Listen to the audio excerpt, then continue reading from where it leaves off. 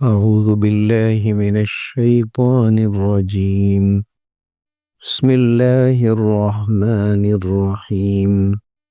ولقد استهزئ برسل من قبلك فحاق بالذين سخروا منهم ما كانوا به يستهزئون. قل من يكلؤكم بالليل والنهار من الرحمن بل هم عن ذكر ربهم معرضون.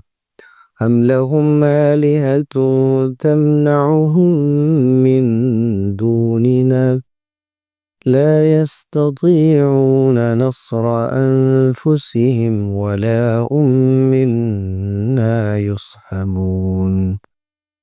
بل متعنا هؤلاء وآباءهم حتى طال عليهم العمر أفلا يرون أنا نأتي الأرض ننقصها من أطرافها أفهم الغالبون. آپ سے پہلے بھی بہت سے رسولوں کا مذاق اڑایا گیا، پھر ان مذاق اڑانے والوں کو اسی چیز نے آ گھیرا جس کا وہ مذاق اڑایا کرتے تھے۔ آپ کہہ دیجئے کون ہے جو رات اور دن میں بے حد مہربان خدا کے مقابلے میں تمہاری حفاظت کرے؟ کوئی نہیں، لیکن پھر بھی وہ اپنے پروردگار کے ذکر سے منہ پھیرے ہوئے۔ یا ہمارے سوا ان کے کچھ اور معبود ہیں جو ان کو بچا لیں گے؟ وہ تو خود بھی اپنی مدد نہیں کر سکتے اور نہ ہمارے مقابلے میں کوئی ان کا ساتھ دے سکتا ہے، بلکہ ان کی سرکشی کی وجہ یہ ہے کہ ہم نے ان کو اور ان کے باپ دادا کو عیش و عشرت کا سامان عطا کیا، یہاں تک کہ اسی حال میں ان کو طویل عمر حاصل ہوئی۔ پھر کیا وہ دیکھتے نہیں ہیں کہ ہم زمین کو اس کے کناروں سے گھٹاتے آ رہے ہیں؟ بھلا پھر کیا وہ لوگ غالب آ جائیں گے؟ سورہ انبیاء آیت نمبر 41 تا 44۔ ان آیات میں اللہ تعالیٰ نے حضور اکرم صلی اللہ علیہ وسلم کو تسلی دی ہے کہ اگر آپ کا مذاق اڑایا جا رہا ہے تو اس سے پہلے جتنے بھی رسول آئے ہیں ان کی قوم کے لوگوں نے ان کا مذاق اڑایا، ان پر طنز کیا، لیکن بالآخر جس بات کو لے کر وہ مذاق اڑایا کرتے تھے، انبیاء کی دعوت اور اللہ کی جانب بلانے کی فکر، یہ بات اللہ کو اتنی پسند تھی اور انبیاء اتنے محبوب تھے اور وہ ان کے مشن پہ تھے کہ پھر اللہ نے اس کے بدلے میں جب ان کا مذاق اڑایا گیا تو رسولوں کا نہیں بلکہ اللہ کی دعوت کا مذاق اڑایا گیا، تو اللہ نے اس کے مقابلے میں ان کو سزائیں دی۔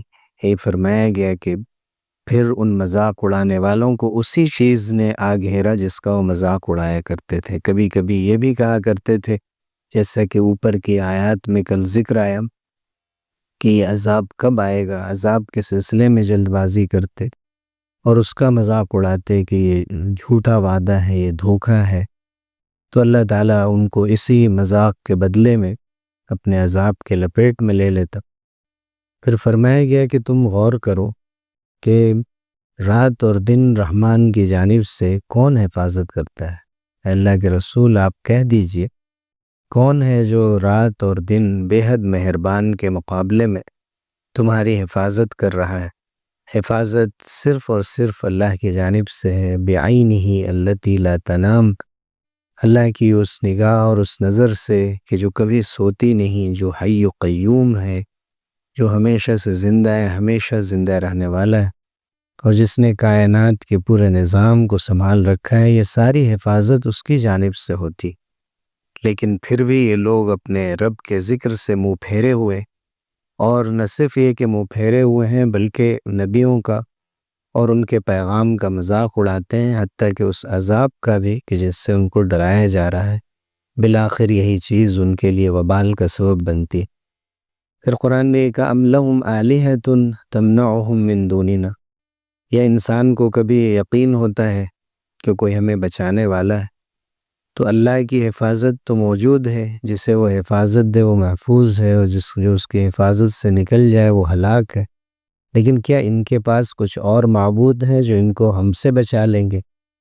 لا يستطيعون نصر انفسهم، جن کی یہ لوگ عبادت کرتے ہیں وہ تو خود اپنی مدد نہیں کر سکتے۔ ولا هم منا يصحبون، اور نہ ہمارے مقابلے میں ان کا ساتھ دیا جائے گا، کوئی ان کا ساتھ دے کر ان کے لیے کھڑا ہوگا، ان کو بچائے گا۔ حقیقت یہ ہے کہ متعنا هؤلاء وآباءهم، ان کی سرکشی کی وجہ سے ہم نے جو ان کی فوراً پکڑ نہیں کی، بلکہ ان کو اور ان کے باپ دادا کو عیش و عشرت کا سامان عطا کیا، زندگی کی آسانیاں دی، راحت اور آرام دیا، اور ان کو زندگی کے مزے لینے دیا، حتی طال علیہم العمر، یہاں تک کہ ان کو لمبی عمر ملی، اور مسلسل انہوں نے سمجھا کہ اب ہمارا کوئی کچھ بگاڑ نہیں سکتا۔ عام طور سے انسان کی سرکشی کا سبب یہی ہوتا ہے کہ جب وہ مسلسل آرام دہ زندگی گزارتا ہے اور طویل زمانے تک اسی حال میں رہتا ہے، تو لاپرواہ ہو جاتا ہے کہ خدا کی بھی پکڑ ہو سکتی ہے، اور اس میں اپنی بڑائی کا خیال انگڑائی لینے لگتا ہے۔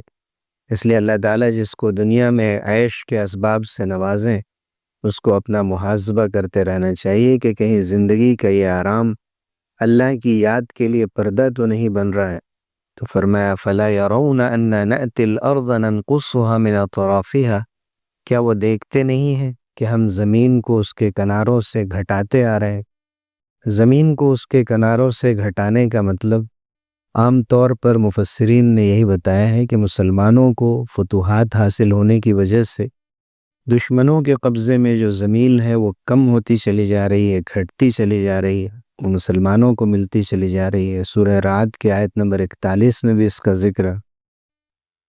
اور بھی مطلب بیان کیے گئے ہیں کہ زمین ویران ہو رہی ہے، علماء اٹھتے چلے جا رہے ہیں۔